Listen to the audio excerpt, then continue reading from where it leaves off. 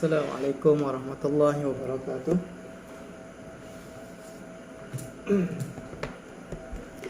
Alhamdulillahirabbil alamin wassalatu wassalamu ala asyrafil anbiya'i wal mursalin wa ala alihi washabbihi ajma'in. Qala rabbi shrah li sadri wa yassir li amri wa hlul 'uqdatam min lisani yafqahu qawli. Amma ba'd. Alhamdulillah, syukur kita kepada Allah Subhanahu wa taala kerana Allah masih lagi memberi kekuatan kepada hamba untuk meneruskan siri bacaan tafsir yang ditafsirkan oleh almarhum Tuan Guru Ni Abdul Aziz Nikmat. Okey, kejap.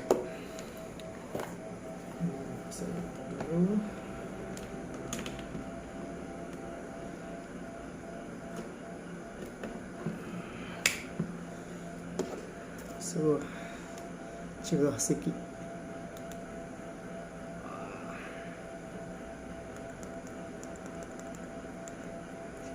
Okey, ni pakai sikit. Okey, alhamdulillah. Syukur kita kepada Allah Ta'ala atas nikmat-nikmat yang Allah bagi kepada kita seharian. Hamba ni hari yang ke berapa? Kuarantin Jumaat, Sabtu, Ahad, Isnin, hari yang keempat. Dan kemarin hari Ahad, wakil kesihatan telah call, dia maklum berkaitan dengan yang hamba pernah bagi tahu, berkaitan dengan hamba kontak rapat kepada seorang sahabat ni yang positif. Dimaklumkan bahawa 2 hari bulan, iaitu esok lah, hari ni 1 Februari, esok 2 Februari, kalau kata tak ada simptom apa-apa, tak ada apa lah, alhamdulillah. Dan setakat ni hamba alhamdulillah, isteri pun alhamdulillah tak ada menunjukkan simptom apa-apa. Dan syukur sangat kepada Allah Ta'ala kerana Allah memilih hamba, sahabat-sahabat hamba di sekolah, isteri, sebagai ujian untuk mencentik kita sebentar. Sebelum ni kita tahu COVID-19 ni jauh. Kita tak tahu siapa yang kena dan sebagainya. Kita dengar berita orang jauh. Tiba-tiba hari Jumaat itu Allah nak jentik seketika ataupun nak memberi peringatan kepada hamba lah, bahawa benda tu ada di mana-mana. Jadi orang istilah orang kata take time lah untuk muhasabah. Untuk muhasabah. Apa benda yang tak kena, muhasabah balik berkaitan dengan diri kita. Boleh jadi kita tempoh kita ni dah sedikit jauh dengan Allah SWT. Jadi Allah uji sikit. Alhamdulillah.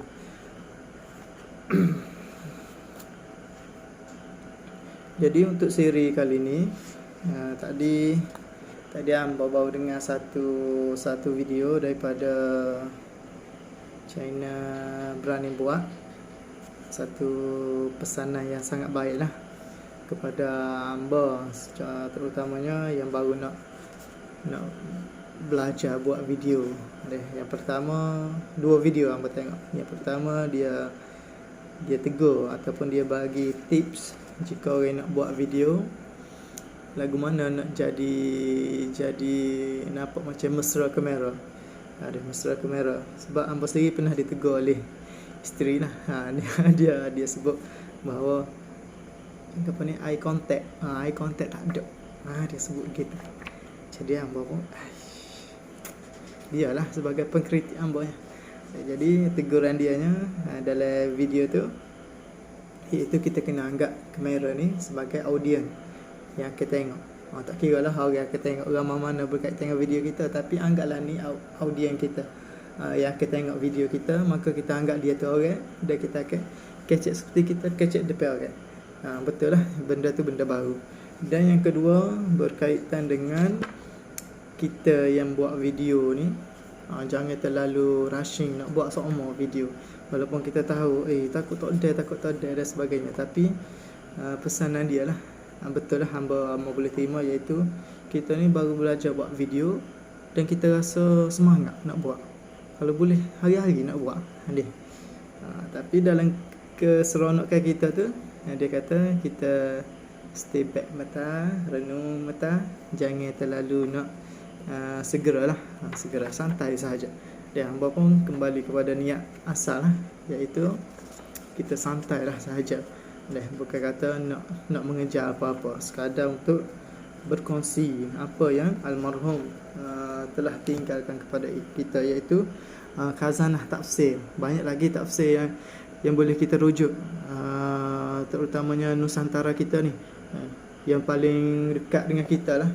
Sebagai hamba orang Kelantan, banyak tafsir-tafsir. Contohnya tafsir Tuan Guru Haji Abdul Hadi Awan, Tok Guru Haji Hadi, tu yang masih hidup lah ni, dan dia masih mengajar, dan ada tafsir-tafsir dia tersendiri lah.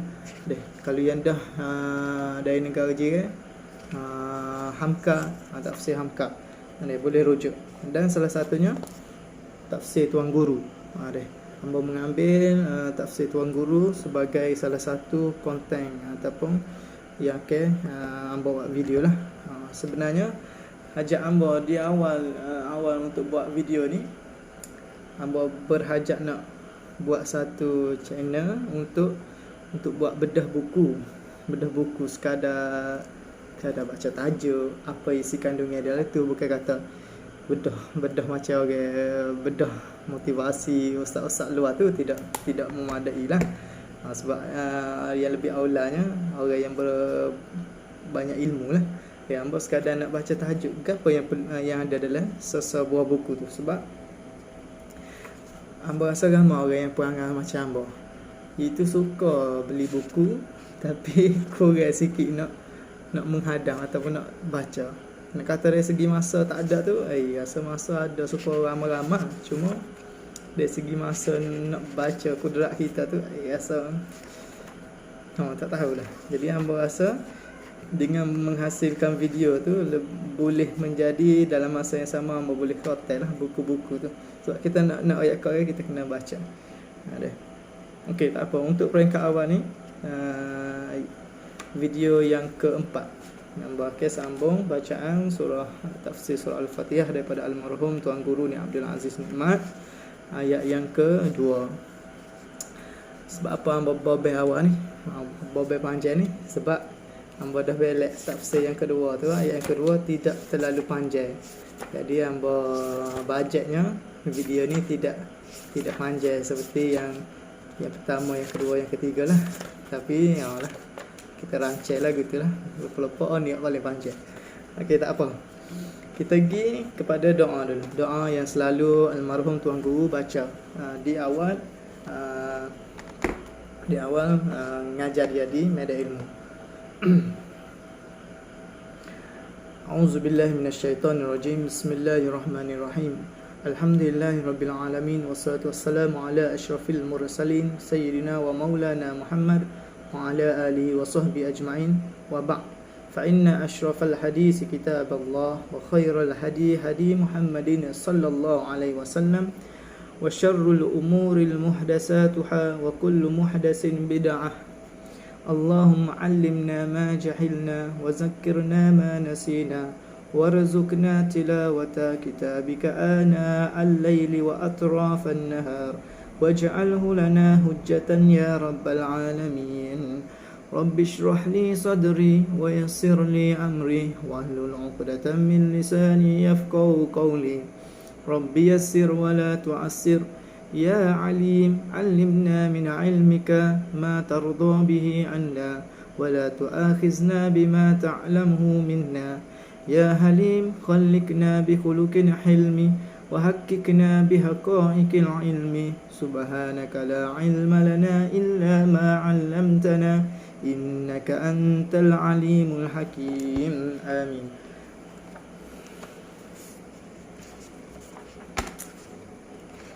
Untuk ayat yang kedua, kita sambung bacaan tafsir, iaitu ayat Alhamdulillahi Rabbil Alamin. Baik, kita masuk kepada ayat yang kedua ni. Alhamdulillahi Rabbil Alamin. Segala puji untuk Allah Rabbil Alamin, Tuhan semua alam. Segala puji bagi Allah. Puji dalam ayat ni orang Kelantan panggil wah muju.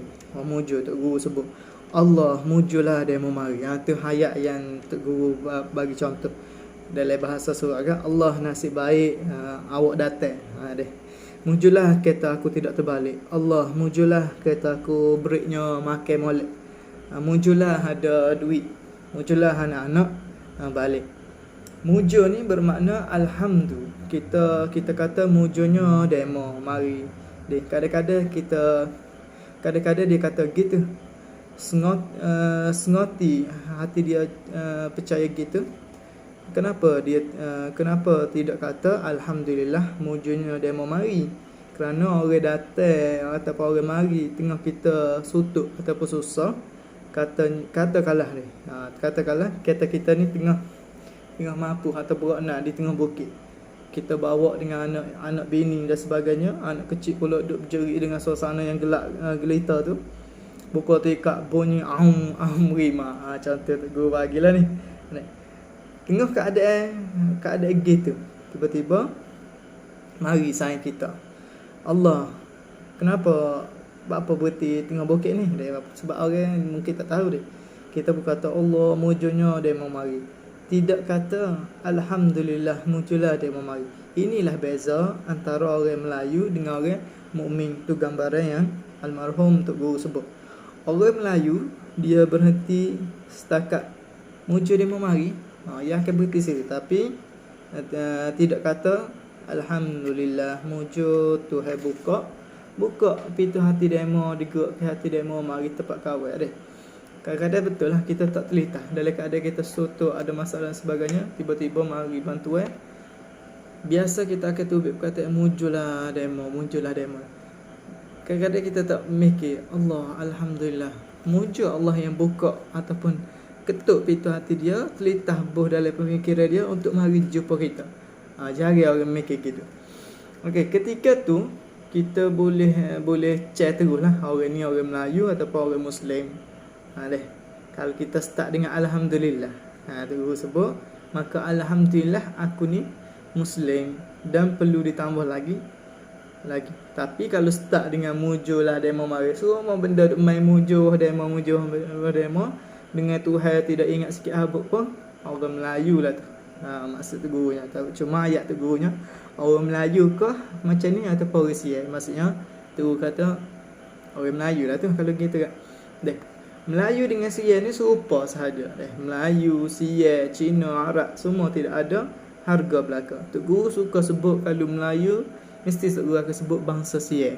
Sebab apa? Sebab suasana di negeri Kelantan kita ni ramai orang Siai, ada juga orang Siai. Contoh hamba contoh di kampung hamba dibaca dia ada satu tempat kalau orang sebut Kapur Bala mesti orang akan tahu tu perkampungan Siai. Situ yang ada tokong besar duduk tu kawasan itu kawasan orang Siai. Cina, Arab semua tidak ada harga belaka. Yang ada harganya lah Muslim. Betul lah, Muslim tu melambangkan akidah dalam diri kita. Cina Muslim, Melayu Muslim ataupun orang putih Muslim baru ada harga diri di sisi Allah. Selagi mana bangsa duk main bangsa tanpa kait pun dengan agama Islam, duk besar ke bangsa, tapi sebab apa perlu dibesarkan bangsa tu?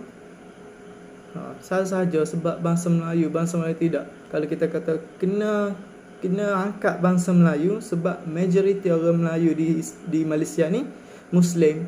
Tu berbeza sebab kita kait dengan agama. Maka kalau duk main setakat berhenti kat bangsa, satu sen pun tidak laku di akhirat. Tidak laku di pasaran akhirat, tak ada nilai. Itu muhasabah kepada kita. Jadi oleh yang demikian, apabila kita sebagai manusia ni duduk di atas dunia ni, kita tahu yang kita ni serba kekurangan. Allah sebut wa khuliqal insanu dha'ifa. Allah jadikan manusia ni dalam keadaan dhaif dan tidak ada kelebihan manalah. Orang kaya setara mana sekalipun tetap kekayaan dia masih kurang. Orang miskin pun kurang cara miskin dia.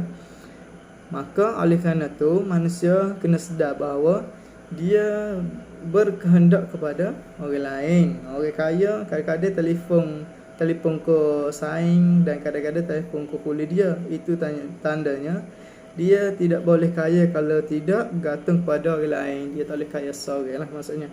Mustahil dia naik jadi kaya tu sebab dia seorang-seorang dia. Mesti dia ada hubung kait dengan orang sekeliling, baik dengan sayang dia ke, sayang dia tolong-tolong ke, ataupun sebab anak kuli dia. Deh. Kita orang miskin gitu juga.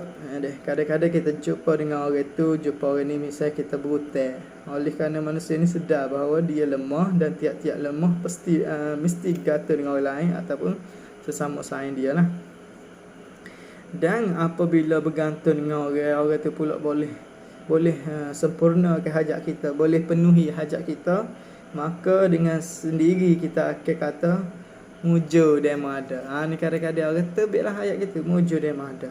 Mujur kata kawal tidak terbalik. Kalau kita tengok tadi, mujur nilai yang kita sebut alhamdulillah dalam bahasa Arab, sepatutnya gitu.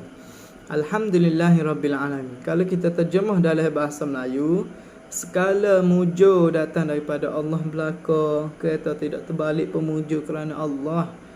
Kata lekat berik pemujur kerana Allah, bukan kata berik gomaha moleklah sebih kedatu dan sebagainya. Kerana Allah juga. Minyak kereta tidak ada, bila selup poket ada duit. Pernah jadi gitu. Hamba sendiri pun ada pengalaman. Suruh sutuk kawan-kawan selup poket pun ada duit. Masa tu kita kena bertindak lah. Nak sebut apa? Mujur ada duit.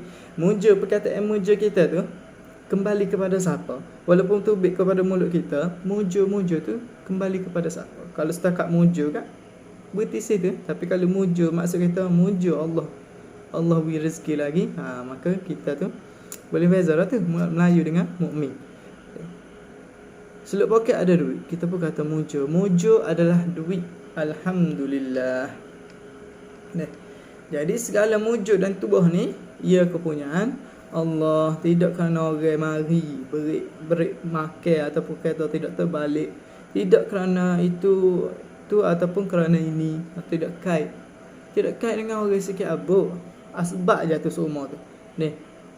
Kembali kepada Allah. Punca segalanya mari daripada Allah. Dengan sebab tu segala mujur ni kepunyaan Allah, bukannya kepunyaan manusia. Apabila mujur dan puji ini kepunyaan Allah, maka segala-gala puji ni mesti diserah kembali kepada Allah. Sebab tu ialah hak dia, hak Allah Subhanahu Wa Taala. Okay, kita tengok yang lagi. Alhamdulillahirabbil alamin ni segala puji milik Tuhan. Dia tidak kata alhamdulillah. Segala puji datang daripada Allah. Dia tidak kata gitu. Allah tidak sebut begitu. Puji ni hak dia. Apabila puji, mujur dan tuah ni hak dia, maka segala-gala yang diberi kepada orang, mujur demo, mujur duit, mujur obat, mujur doktor, tidak kena kalau gitu. Kalau tidak kena kamu tidak kena beri hak aku, kamu beri kepada orang. Itu cara Islam memasukkan akidah yang pertama ke dalam hati orang yang semaya, yang membaca Al-Fatihah. Segala-gala benda ini adalah milik ya Allah Subhanahu Wa Taala. Maksud guru yang berpahasininya, apabila kita baca Al-Fatihah, bila masuk saja Alhamdulillahirabbil alamin ni, kalau kita baca terjemah betul lah, segala puji bagi Allah, Tuhan sekalian alam. Tapi kalau kita masuk dalam lagi, kita kena fikir bahawa semua yang berlaku ni, yang akan berlaku kepada kita ni pun ialah datang daripada Allah Subhanahu Wa Taala. Rasa syukur, rezeki yang cukup, nasib baik kita serah, murah rezeki hari ni dan sebagainya tu, kita kembali kepada Allah Subhanahu Wa Taala. Apabila rumah tu rumah kita, walaupun rumah tu basah je. Basah ni ialah istilah tok gurunya, maksudnya bukan rumah yang besar lah. Basah ni biasa rumah biasa-biasa. Basah siapa ni? Basah Pak Leh orang ya. Basah tu buruk. Buruk lagu mana sekalipun, apabila kita kata basah Pak Leh, marilah Pak Leh setara mana besar sekalipun, banyak paku atas bahu ni, dia nak masuk pagar ataupun muka pintu dengan dia nak masuk pagar ataupun buka pintu dengan tidak beri salam, dia tetap tak boleh nak masuk. Sebab walaupun buruk, basah dan sebagainya, tapi dia ada tuai. Tuai rumah kata, cik, rumah hamba ni buruk-buruk pun ni rumah hamba, cik tidak boleh masuk kalau hamba tak ui. Kalau nak masuk juga, kalau cik masuk juga, cik dosa. cik akan dibakar dalam neraka di akhirat kelak kalau tidak minta maaf. Macam gitulah cara dia nya. Oleh sebab tu, orang macam mana besar sekalipun, kita kena hormat kepada tuan rumah. Kerana tuan rumah ini diberi milik oleh Allah, bukan kepada dia. Bukan setakat kerajaan yang diberi milik. Allah pun ada kata, apabila kamu buat sesuatu, maka hak kamu. Apabila kamu buat sesuatu, maka itu hak kamu. Kalau orang lain langgar, curi ataupun masuk merokok, maka dia berdosa. Dia hendak masuk boleh, tapi dia berdosa. Akhirat kelak dia kena sujud di tapak kaki Pak Leh kalau dia masuk juga. Contoh. Sebab itu bukan hak dia nak masuk rumah. Dia mengaku, dia kata, hamba Pak Leh, hamba pakat besar dan sebagainya. Tak boleh tu rumah Pak Leh. Dia tak boleh nak masuk. Dia Pak Leh mana tak tahulah ni. Okey, kita pergi. Itu cara Islam ajar yang menyebabkan orang macam mana handas sekalipun, apabila berjumpa dengan orang lain, dia berasa akan hamba Tuhan, dan orang lain pun hamba Tuhan. Tuhan ini hanya satu, tidak ada yang lain. Tidak kata benda ni berhak kerana aku besar, ataupun dia tu tidak berhak kerana dia tu miskin.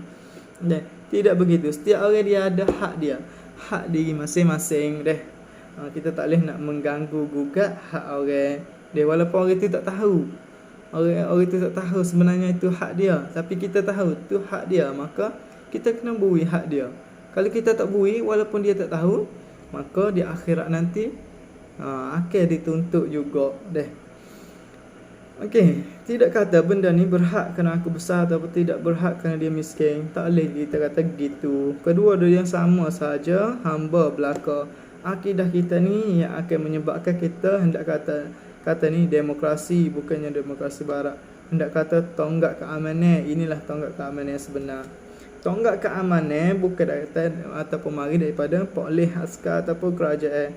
Tonggak keamanan ni akidah di dalam hati manusia, sesama manusia, yakni segala makhluk atas dunia ni lillahi, kepunyaan Allah Subhanahu Wa Taala. Bila ia kepunyaan Allah, maka kita boleh memerintah sekadar mana diberi oleh Allah sahaja. Jika Allah tidak beri, maka kita tidak boleh buat. Kalau buat juga, kita akan berdosa. Dosa ni menjadi modal yang paling besar bagi menyekat orang jahat daripada meneruskan kepuasan nafsu mereka. Maliki Yaumiddin, Tuhan yang memiliki hari agama ataupun disebut juga hari pembalasan. Iyyaka na'budu wa iyyaka nasta'in, kepadamu sahaja kami hendak berabdi. Wa iyyaka nasta'in, dan kepadamu sahaja kami memohon pertolongan. Ihdinas siratal mustaqim, wahai Tuhan, pimpinlah kami ke arah jalan yang betul.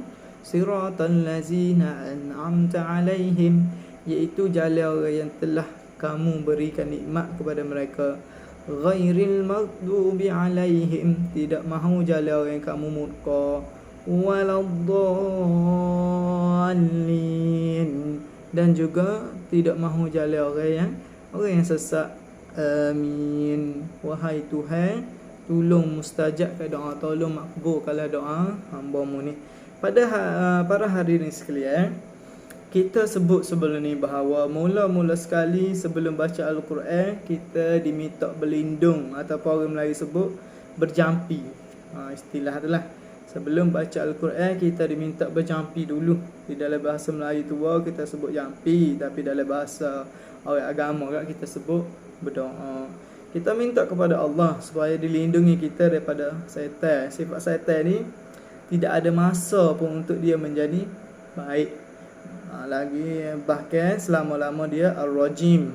Dia ar-rajim, makhluk yang kena rejam, yang terus sebut kalau jumpa kena tagar dengan batai kayu, kena tagar dengan senapai dan sebagainya.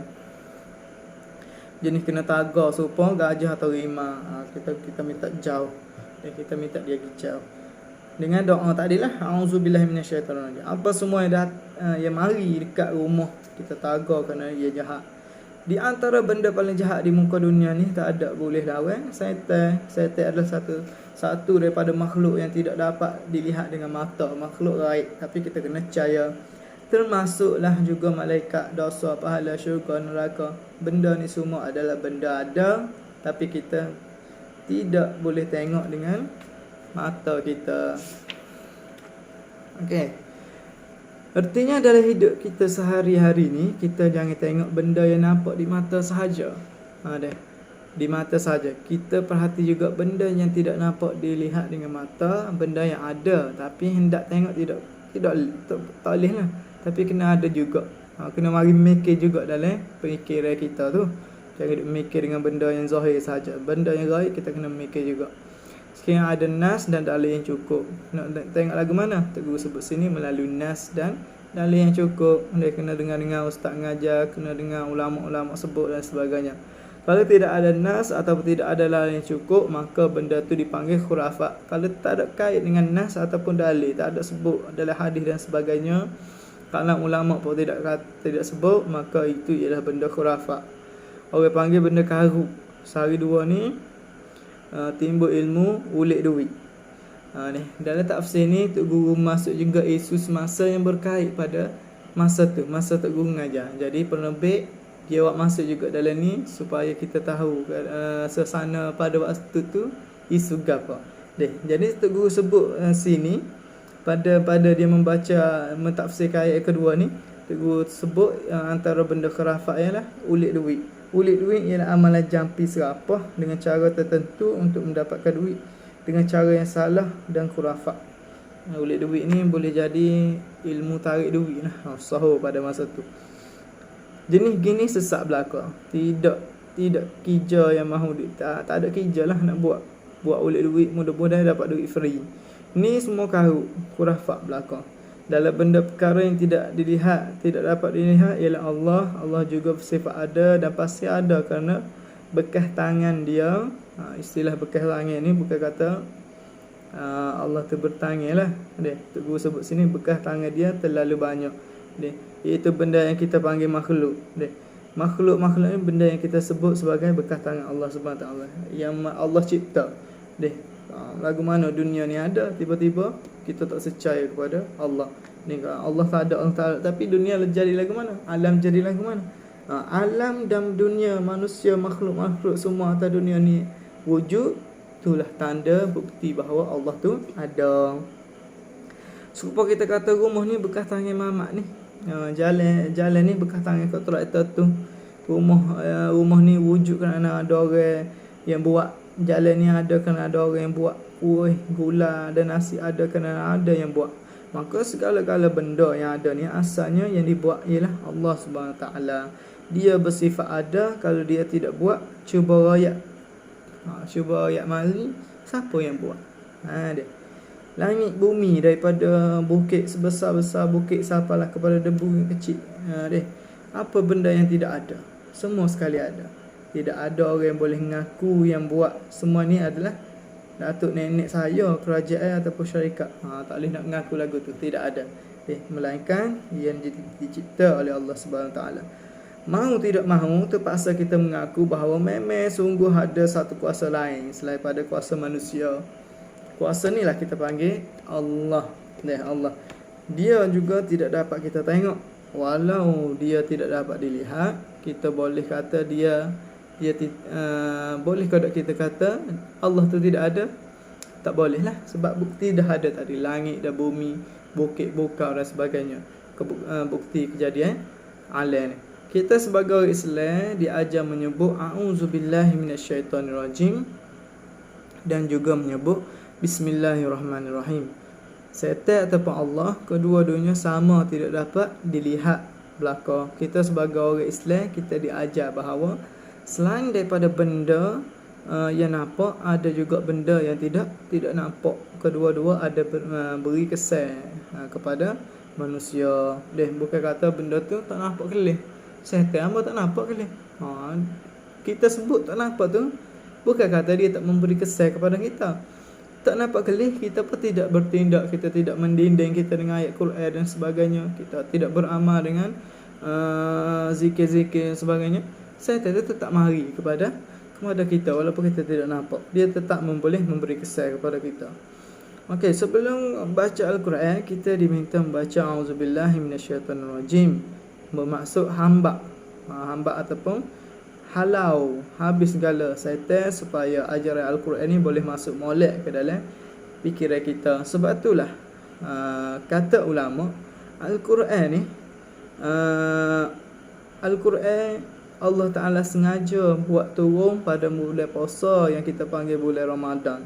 Bulan puasa adalah bulan kita berpatang, perut kita pun kita patah daripada masuk makanan yang tidak betul, tempat yang tidak betul, dan masa yang tidak betul.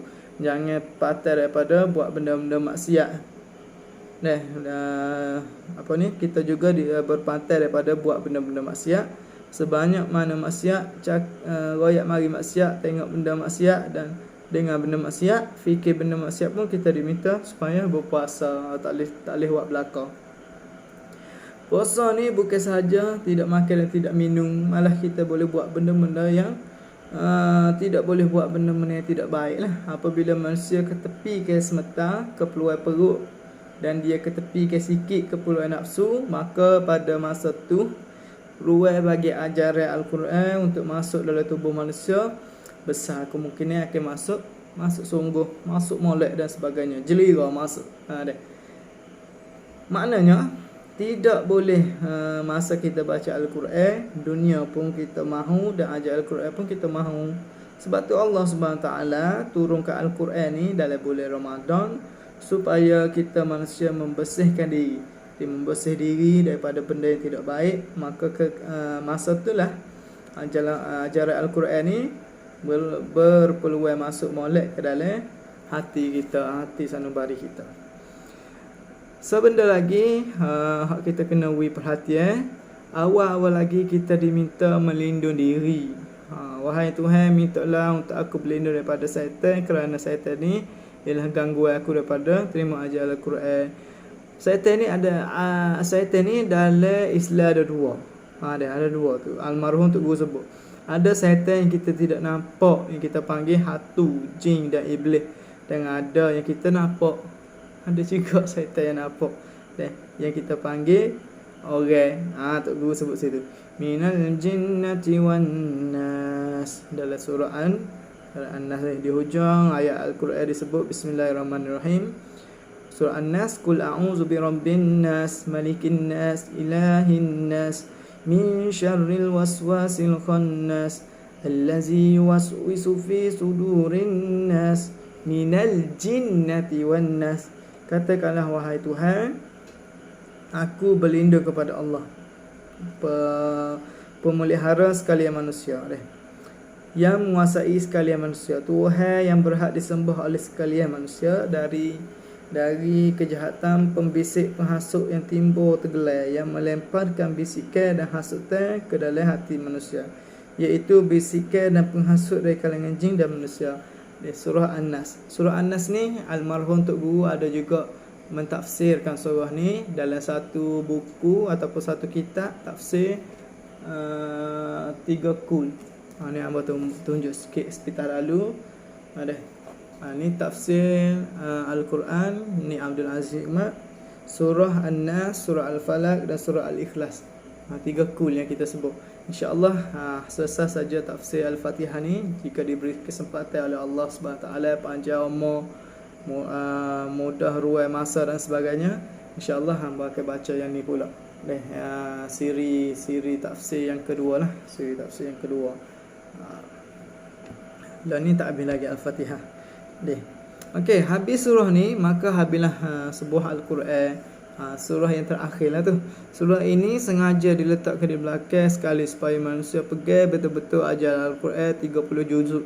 Sebanyak mana 30 juzuk yang ada dalam Al-Quran ni, peganglah sungguh-sungguh. Jangan ada sikit pun was-was, dan jangan ada ragu-ragu dalam hati kita. Dan perkara yang boleh meragukan manusia, pertamanya jin dan iblis, dan yang kedua adalah orang yang jenis jin dengan iblis, yang buat kejayaan jin dan iblis. Oleh sebab tu jin dan iblis ni kita sebut a'udzubillahi minasyaitonirrajim.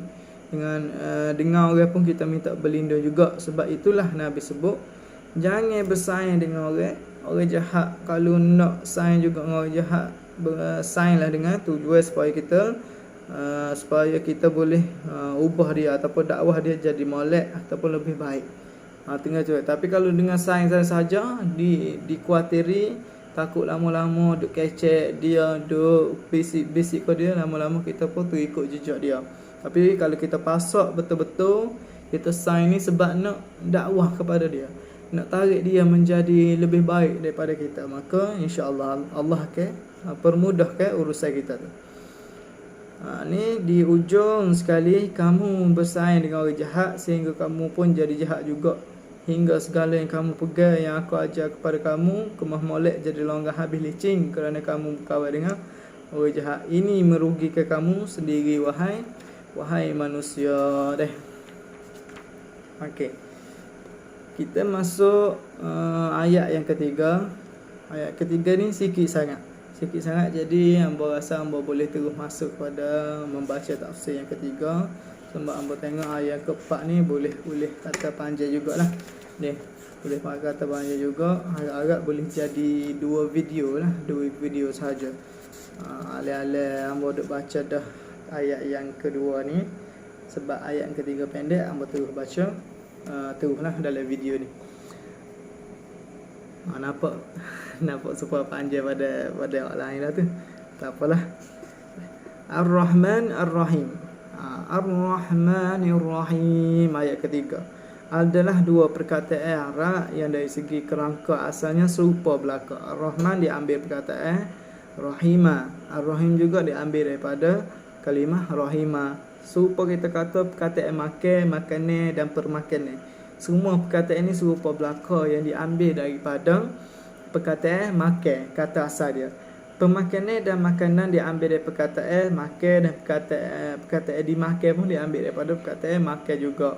Kalau kita belajar bahasa Melayu ataupun duk mengajar Jawi lah, duk mengajar anak-anak sekolah rendah ni subjek Jawi, kita biasa akan ada satu topik tu ataupun satu bab, kita akan tekan kepada dia itu kata akar.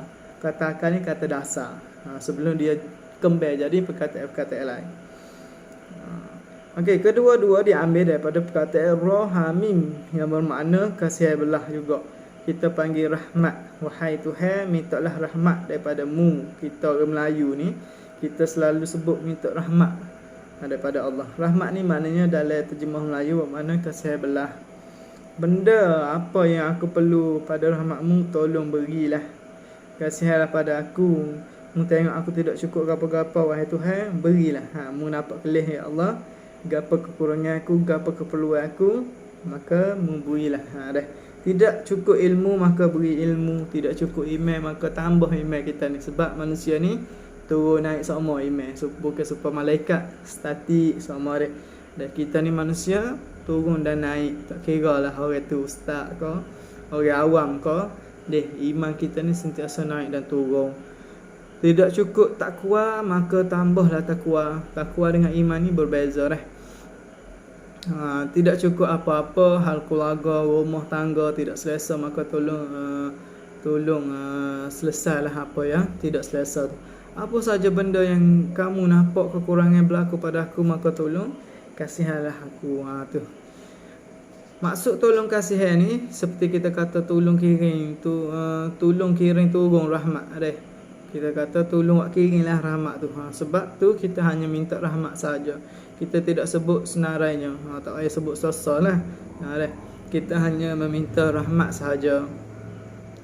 Tapi hendak sebut senarai pun tak apa jugalah. Teguh almarhum teguh sebut sini, ya Allah kasihanlah pada aku, anak aku anak aku belok.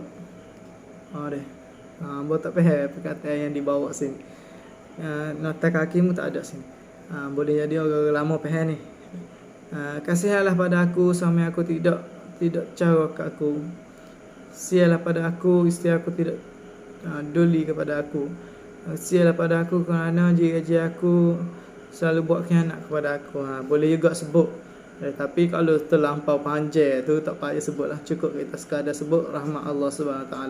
Apa saja benda yang kita rasa kurang, kita boleh sebut senarai satu persatu, apa sebut secara umum. Dan sebut secara umum tu lebih baik.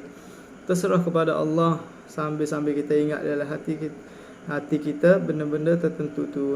Kita sebut perkataan rahmat tu kita telitah dalam hati kita. Kalau kata sebut dalam doa pun kita telitah dalam hati kita apa yang kita berhajat tu deh. Okey, selesai dah ayat yang kedua dan yang ketiga. Berasa berhenti setakat itulah dulu untuk video kali ni. Moga-moga akan memberi manfaat bersama, baik kepada diri hamba yang membaca dan kepada sahabat-sahabat yang menemui video ni. Seperti biasa, hamba akan bagi pesanan lah untuk peringatan kepada diri hamba juga. Jika sahabat-sahabat di luar sana temu dengan video ni, boleh dipanjangkan video ni. Dan kalau ada salah dari segi bacaan, dari segi apa-apa yang tengok live video ni, ustaz-ustazah di luar sana, alim ulama di luar sana boleh tegur. Hamba seperti biasa, hamba akan setiap kali dalam video hamba akan sebut bahawa hamba ni tidak mentafsirkan, cuma hamba hanya membaca sahaja. Dia membaca sahaja apa yang telah disebut oleh almarhum Tuan Guru ni Abdul Aziz Nikmat, seorang yang alim dan alim ulama yang daripada negeri Kelantan. Apa yang baik daripada Allah, kurang ilmu tu daripada diri hamba. InsyaAllah kita akan bertemu dalam video yang akan datang, insyaAllah. Assalamualaikum warahmatullahi wabarakatuh.